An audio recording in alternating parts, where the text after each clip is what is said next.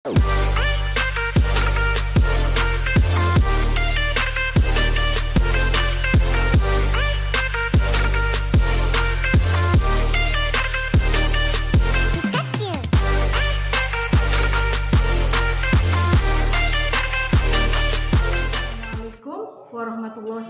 wabarakatuh.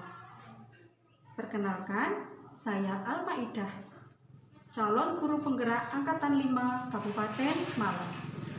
Izinkan pada kesempatan kali ini saya akan berbagi tentang demonstrasi kontekstual modul 3.1, yaitu terkait pengambilan keputusan berbasis nilai-nilai kebajikan sebagai seorang pemimpin.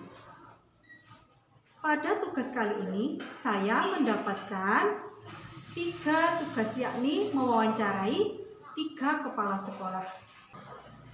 Pada video kali ini, saya akan mewawancarai 3 kepala sekolah dari 3 jenjang, dari taman kanak-kanak, dari sekolah dasar, maupun dari sekolah menengah pertama.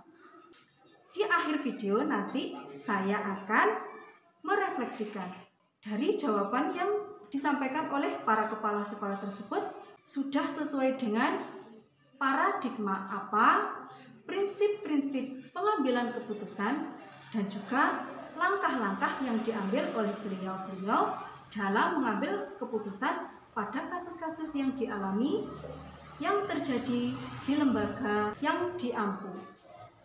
Baik, berikut videonya.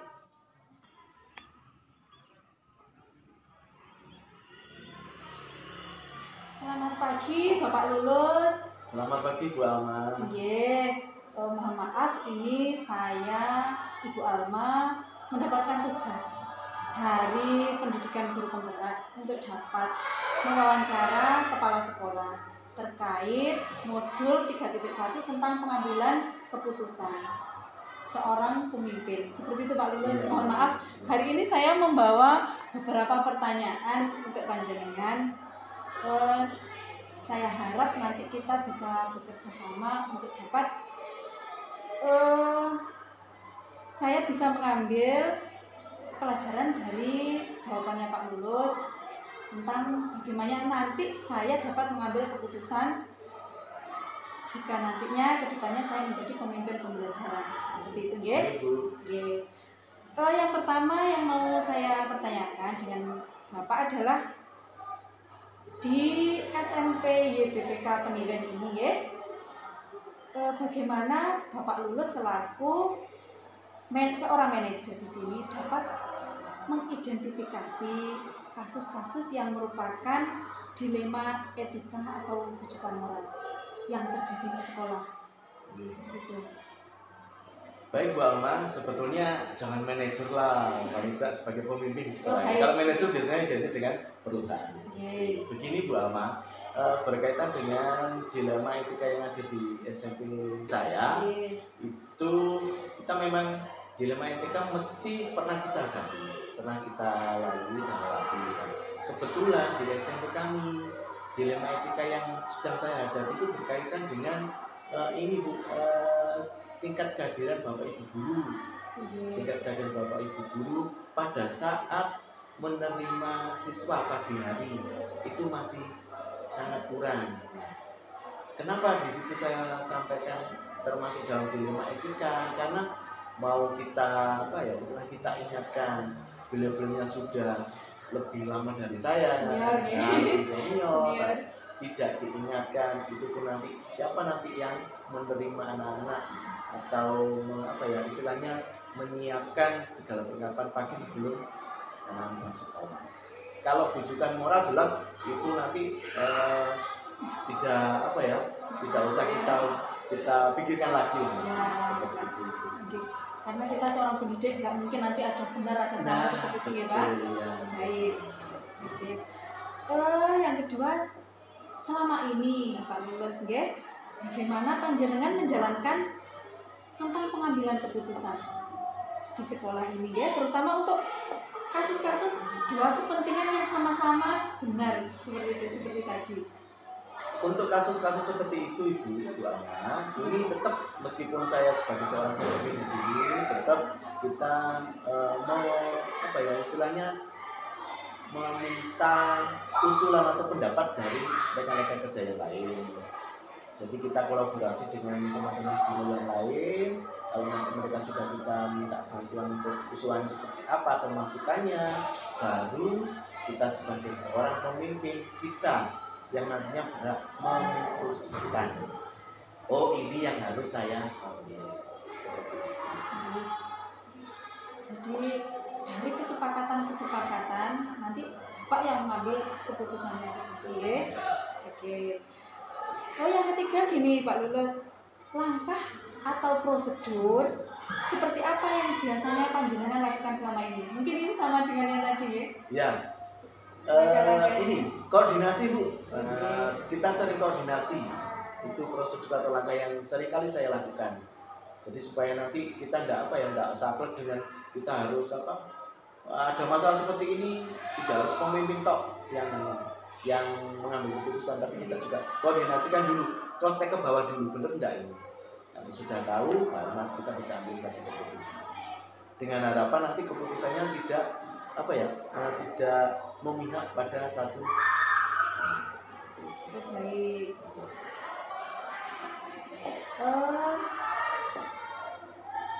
Hal-hal apa saja Pak Lulus yang selama ini panjenengan anggap efektif dalam mengambil keputusan pada kasus-kasus tersebut? Yang paling efektif paling efektif menurut saya ini tadi, jangan lupa untuk pemimpin cross check ke bawah. Dan koordinasikan dulu sebelum keputusan itu diambil. Seperti itu ya.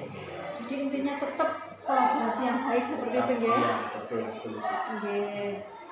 Karena memang biasanya kalau kepala sekolah itu, mohon maaf memang saya punya wewenang. Jadi semuanya harus patuh dengan saya. Tapi panjenengan tidak ya? Tidak harus. Tetap kolaborasi dan koordinasi seperti itu ya. Baik. Oke Pak Lulus, hal-hal apa saja yang selama ini merupakan tantangan dalam mengambil keputusan pada kasus-kasus yang dilema tadi ya? Iya. Tantangannya sebenarnya banyak Bu. Intinya kembalinya ke diri kita selaku seorang pemimpin. Kalau kita etos diri kita itu bagus, dari tantangan-tantangan yang ada itu nanti bisa keinginan untuk rasa malas atau seperti ini sajalah. Jadi itu nanti pasti akan kita bisa hilangkan. Jadi kita untuk mengatasi masalah itu, mengatasi tantangan itu, etos diri kita, etos kerja kita yang kita maksimalkan lagi. Jadi dari intrinsik dari intrinsik kita sendiri selaku seorang pemimpin sekolah. Baik. Gini Pak Lulus, panjenengan saat menyelesaikan permasalahan dilema etika dengan mohon maaf ya, bukan bawahan, rekan sejawat seperti itu. Itu panjenengan biasanya langsung menyelesaikan di tempat saat itu juga, atau panjenengan melalui prosedur atau waktu-waktu tertentu seperti itu? Ada prosedurnya dan ada waktu tertentu Ibu. Seperti ini. Jadi kita cross check dulu ada permasalahan apa berkaitan dengan dilema etika yang sedang terjadi. Kemudian kita tanya dulu, jadi dianalisis dulu lah istilahnya. Tanya dulu, bener enggak seperti ini, bener enggak. Kemudian setelah itu kita tentukan waktu yang tepat kapan nanti kita akan menyampaikan kepada rekan sejawat kita. Disitulah keputusan bisa kita ambil dan tetap dengan harapan keputusan yang kita ambil tidak memihak satu.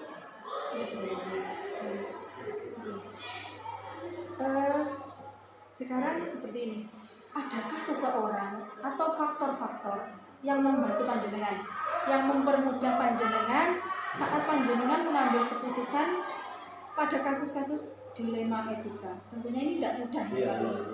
Seperti itu. Kalau seseorang rekan sejawat itu yang membantu saya semuanya. Dengan cara itu tadi, kita tetap cross check itu tadi. Jadi tetap masukan apapun pendapat usulan dari rekan sejawat itu yang bisa kita pakai sebagai paling tidak sebagai acuan atau apa ya, tambahan poin untuk kita mengambil keputusan. Baik, tetap nggih, tetap kerjasama, koordinasi seperti itu nggih dengan rekan sejawat. Nggih. Ini pertanyaan terakhir Pak Lulus. Dari semua yang panjenengan sampaikan tadi, pembelajaran apakah yang bisa dipetik dari pengalaman Anda saat mengambil keputusan? Pembelajaran yang dapat kita petik untuk saya secara pribadi sebagai seorang pemimpin sekolah di sini, kebenaran dan ketepatan dalam mengambil keputusan serta bertanggung jawab atas keputusan yang sudah saya ambil. Itu. Jadi apa ya istilahnya, kalau memang kita sudah mengambil satu keputusan, konsekuensinya apa, resikonya apa, ya kita harus berani bertanggung jawab dan menanggung segala resikonya. Baik, terima kasih Bapak. Hari ini saya mendapatkan banyak pembelajaran dan juga nilai-nilai kebajikan dari lembaga yang panjenengan pimpin nggih. Ternyata memang seorang manajer seperti panjenengan, saya akui sudah menerapkan nilai-nilai yang diajarkan di modul guru penggerak yang sekarang saya jalani Pak, dimana memang sebagai pemimpin pembelajaran kita tidak boleh saklek dengan kebenaran dari sudut pandang kita sendiri. Baik, kalau begitu mungkin ada pesan dan kesan untuk kami. Untuk Bu Alma tetap semangat, itu aja. Oke, terima kasih Bapak Lulus. Mohon maaf saya telah mengganggu waktu panjenengan di waktu aktif panjenengan di sekolah. Kalau begitu saya mohon pamit. Terima kasih. Sama-sama Ibu. Terima kasih. Selamat pagi Pak Lulus. Selamat pagi.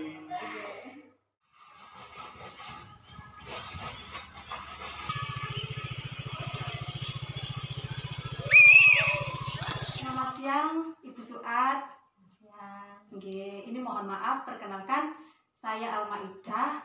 Saya selaku calon guru penggerak angkatan 5 Promengan Malang. Pada pagi hari ini saya sowan kepada Ibu Suat untuk dapat mewawancarai panjenengan dalam rangka mengetahui bagaimana panjenengan mengambil keputusan di lembaga yang jenengan ampuh dengan benar dan tepat, seperti itu. Saya tidak mengganggu waktu panjenengan nggih. Mboten nggih. Baik, langsung saja Bu Suat nggih. Untuk pertanyaan pertama, ini memang tentang dilema kita dengan kadang rekan sejawat, dengan anak didik maupun dengan wali murid, seperti itu. Dilema etika. Yang pertama seperti ini. Bagaimana cara Ibu dalam mengidentifikasi atau mengelompokkan kasus-kasus dilema etika di lembaga ini? Mungkin bisa bercerita ada kasus apa yang mungkin sudah panjenengan selesaikan, seperti itu. Ini tentang guru ya. Ya, ini tentang kehadiran. Tingkat kehadiran guru itu ya namanya disiplin. Ini seringkali datang terlambat, kadang anak-anak yang duluan datang, seringkali juga anak-anak ini menunggu ibu gurunya. Tapi ya karena kita sama-sama ibu rumah tangga, jadi kesibuk yang di rumah itu menghambat untuk kedatangan, kedisiplinan kita untuk datang. Oh baik, berarti di sini permasalahannya adalah tentang kedisiplinan ya Bu. Jadi etikanya panjenengan dilemanya, satu sisi itu tugas kita, satu sisi memang tugas kita di rumah juga. Nggih, seperti itu. Oke, sekarang gini Bu Suat. Selama ini panjenengan mengambil keputusan di sekolah Anda, terutama jika ada kasus-kasus yang lain seperti itu ya. Ada dua kepentingan yang sama-sama penting seperti itu. Bagaimana panjenengan itu menyikapi jika ada permasalahan seperti itu Bu? Kita komunikasikan langsung bersama-sama, karena saya nggak bisa mengambil keputusan sendiri. Kami bersama-sama untuk membicarakan kasus tersebut sehingga mendapatkan keputusan yang bersama-sama dan kita tegaskan. Berarti panjenengan sebagai leader itu malah mengajari nggih. Jadi panjenengan mboten ndak mengambil keputusan secara kita bekerja sama satu sama lain karena lembaga kan milik semua. Oh baik. Karena ya setelah kita bersama-sama bicarakan, kita mengambil keputusan bersama-sama dan saya yang menyampaikan keputusan itu sebagai leader di sini. Oh baik, seperti itu nggih. Intinya saat mengambil keputusan itu koordinasi, musyawarah, setelah diputuskan nanti yang ngedok panjenengan sebagai manajernya di sini nggih, seperti itu. Selanjutnya gini Bu, hal apa sih yang selama ini Anda anggap efektif dalam mengambil keputusan? Sama tadi kita bersama, iya mengambil keputusan kita bersama-sama, tidak ada satu hal yang membuat kendala, jadi kita harus memutuskan satu sama lain, tidak ada yang dirugikan dan tidak ada yang ya benar Bu, memang kita sebagai pemimpin memang tidak bisa ya Bu, kalau abot salah satu nggih, memang semuanya sama. Harus ya seperti itu. Jika panjenengan menyelesaikan permasalahan, apakah panjenengan langsung menyelesaikan saat itu juga, atau panjenengan memilih waktu yang tepat untuk mencari jalan keluar dari permasalahan tersebut? Kita mencari waktu yang tepat karena pada saat ada kasus kita langsung memutuskan itu ya kita nggak begitu bisa mengambil dengan tepat. Tapi kalau kita menunggu waktu yang tepat, kita jadwalkan sekitar mengambil waktu yang tepat untuk mengambil ini kan kita bisa omong-omongan, terus kita rundingan bersama-sama, jadi menghasilkan hasil yang baik gitu. Baik untuk semuanya. Nggih, betul. Nggih. Ini 2 pertanyaan lagi, nggak apa-apa ya Bu? Siap, ya. Adakah seseorang atau faktor-faktor yang membantu panjenengan untuk mempermudah mengambil keputusan? Ada. Kok ada nggih? Tentunya mungkin teman ataukah pihak keluarga atau bagaimana saat mengambil keputusan di lembaga? Teman sejawat. Oh, teman sejawat nggih. Baik, karena panjenengan tadi memang selalu bermusyawarah gitu, berkoordinasi. Betul, ya. Baik, dari semua yang Bu Suat sampaikan tadi, adakah pembelajaran yang bisa kita petik bersama? Saya juga selaku CGP, panjenengan dan juga rekan sejawat yang ada di sini. Segala sesuatu permasalahan di lembaga itu memang harus ada dan selalu ada. Nah, tapi setelah ada, kita harus punya yang namanya kita lembaga ada beberapa orang dan kita pun harus sesuai dengan keputusan nanti. Kalau ada masalah kita harus kita musyawarahkan bersama, di mana musyawarah ini kan mengambil untuk kebaikan kita semua, bukan mengambil hanya untuk saya, bukan, tapi untuk kita semua. Makanya kita harus ada kolaborasi yang benar-benar memang kita jaga. Karena dalam lembaga ini yang hidup ya kita saja, bukan dengan orang lain. Oh seperti itu. Untuk kemajuan lembaga kita. Oh baik, berarti intinya adalah mengambil keputusan yang tepat dan mempertanggungjawabkannya. Betul. Oh baik. Seperti itu Ibu, terima kasih banyak. Ini mohon maaf, saya nyelani waktunya panjenengan. Semoga kedepannya nanti apa yang Ibu sampaikan nanti bisa menular hal-hal kebajikan yang Ibu sampaikan untuk saya, dan nantinya bisa saya tularkan untuk rekan sejawat yang ada di lembaga saya juga. Baik, terima kasih Bu. Kalau begitu saya terima kasih. Nggih, sama-sama, mohon maaf. Saya pamit. Selamat siang Bu Suat. Selamat siang.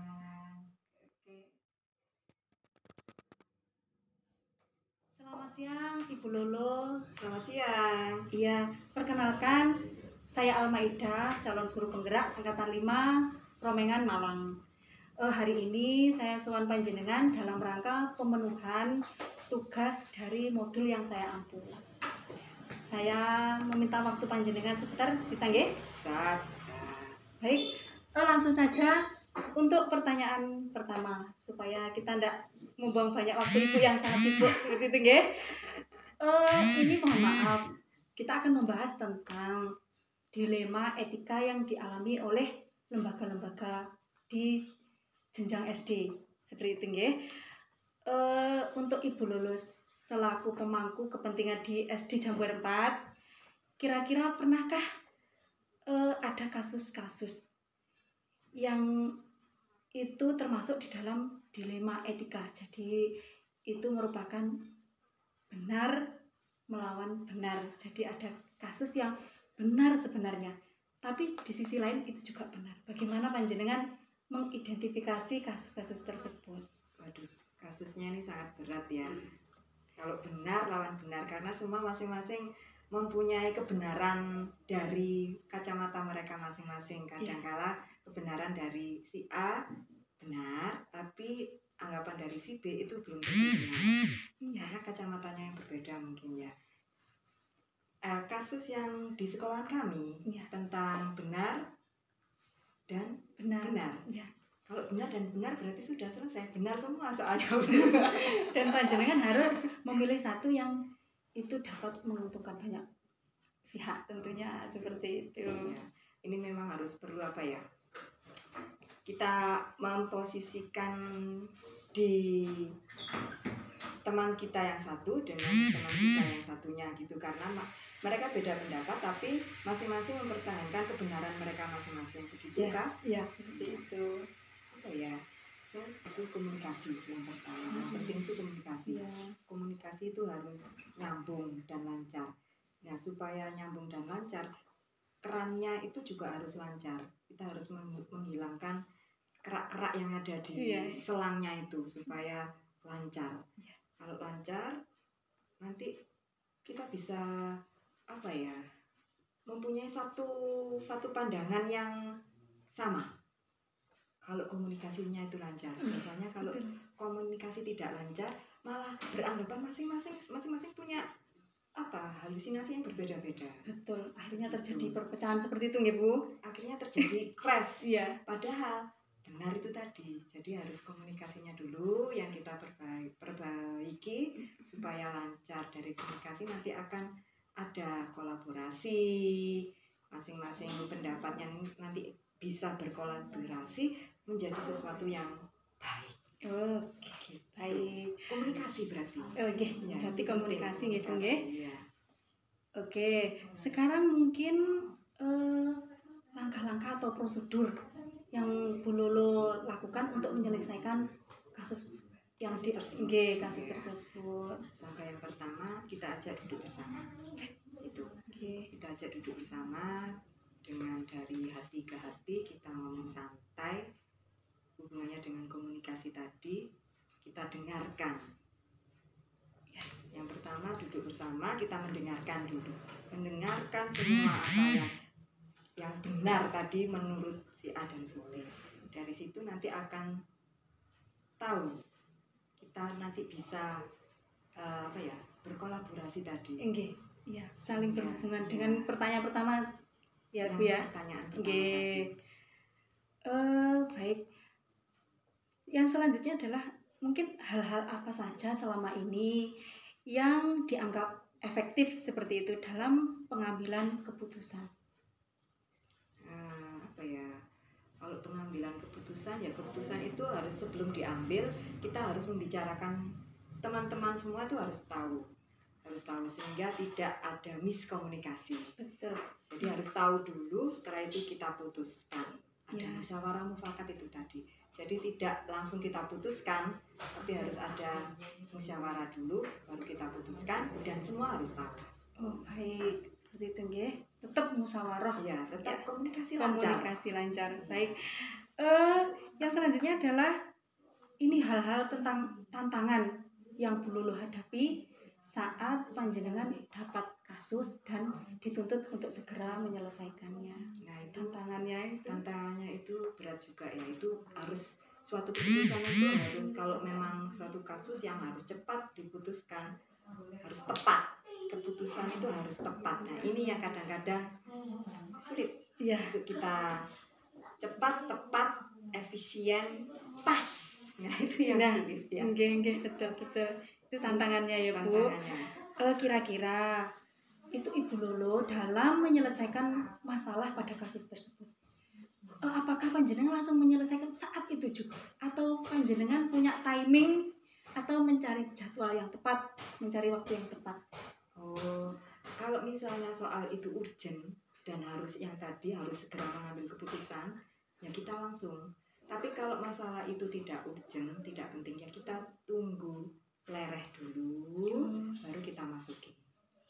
Menunggu waktu yang tepat Menunggu waktu berarti yang nggih. Oh, baik. Tergantung masalahnya. Oh baik, nggih. Kalau memang harus segera, ya Ya, segera. Mungkin adakah seseorang Bu, atau mungkin faktor-faktor yang mendukung panjenengan saat panjenengan mau mengambil keputusan? Apakah itu rekan sejawat ataukah pihak keluarga seperti itu? Kalau dalam kedinasan mungkin teman sejawat. Teman sejawat itu juga atau yang lebih senior lah dari kita untuk menanyakan hal yang lebih karena kalau lebih senior kan biasanya lebih Bijak. Nggih. gitu. Baik. Terakhir Ibu Lulu, dari perbincangan kita tadi, tanya jawab kita tadi, hal-hal apakah yang kita dapat mengambil pelajaran dari cara panjenengan mengambil keputusan dari kasus-kasus yang memang sulit nggih, karena benar melawan benar seperti itu. Yaitu kalau bisa saya tarik semuanya dari pertanyaan Bu Alma tadi, yaitu tadi komunikasi harus lancar. Komunikasi harus lancar. Dengan kita komunikasi lancar, semua bisa terselesaikan dan kita bisa berkolaborasi dengan baik. Dan semua merasa kita semua juga pendapatnya itu diperhatikan gitu. Okay. Intinya semuanya adalah kolaborasi yang baik, komunikasi yang lancar. Ya. Komunikasi lancar, kolaborasi jadi baik. Okay. Baik. Terima kasih Ibu Lulu. Mohon maaf saya mengganggu waktu panjenengan. Saya mohon pamit. Semoga apa yang panjenengan sampaikan bermanfaat bagi kami. Tentunya nanti bisa saya imbaskan ke rekan sejawat saya di lembaga. Saya juga terima kasih sekali, merasa tersanjung ini didatangi oleh guru penggerak. Sama-sama Bu. Semoga lancar. Oke, amin. Terima kasih ya. Video yang telah saya buat yakni wawancara dengan 3 kepala sekolah, yakni dari jenjang TK, SD maupun SMP, tentang pengambilan keputusan berbasis nilai-nilai sebagai seorang pemimpin. Semoga bermanfaat bagi kita semua. Wassalamualaikum warahmatullahi wabarakatuh.